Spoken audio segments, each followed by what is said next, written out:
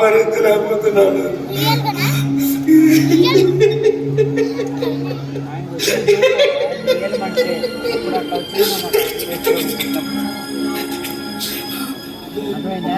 అమ్మో ఒంట్లో సుపోతాను సరసాలు వేసాను.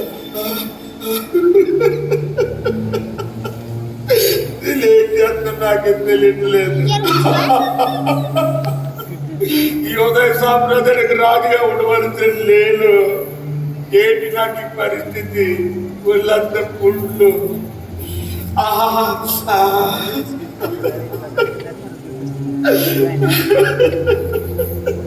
ఈ ఉదయ సాంప్రదాయ వైద్యులందరినీ పిలిపించాను. ఏ వైద్యం చేసినా కానీ నాకు ఈ రోగం నయం కావట్లేదు. దీనంతటికీ కారణం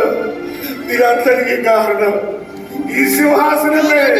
ఈ సింహాసనం మీద ఆశపడి నేను నన్ను బహుగా ప్రేమించిన నా భార్యని చంపుకున్నాడు, నా కన్న కొడుకుల్ని చంపుకున్నాడు, నా బంధువుల్ని చంపుకున్నాడు. ఎంతో మంది అమాయకుల ప్రాణాలు తీశాను నేను.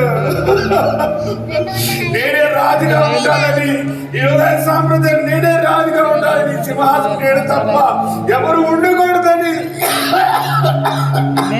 నేనే ఇంత పాపానికి ఒడిగట్టాడు.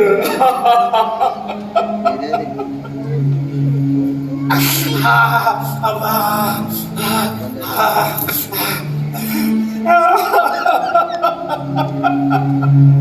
పుండ్లు వల్లంత పురుగులు.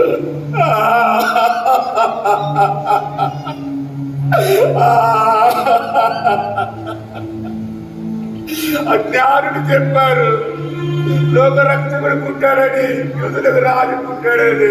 నేను వినలేదు. శాస్త్రులు చెప్పారు, నేను వినలేదు. అందుకే నాకు ఈ శాస్త్రం నేను చేసిన పాపాలకే నాకు ఈ స్థితి వచ్చింది.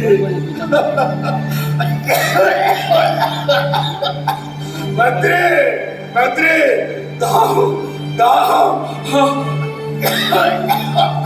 మంత్రి.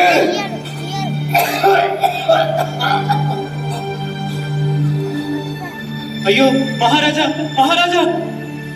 అయ్యో ఎంత ఘోరం జరిగిపోయింది.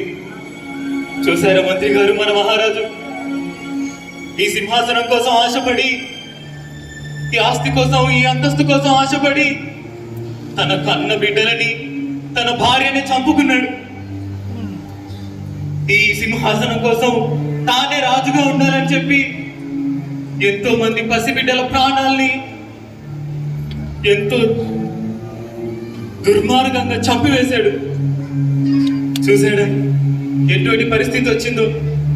లోక రక్షకునే చంపాలనుకున్నాడు, కానీ చివరికి ఒళ్ళంతా పుండ్లతో కుళ్ళిపోయి కంపు కొట్టి చివరికి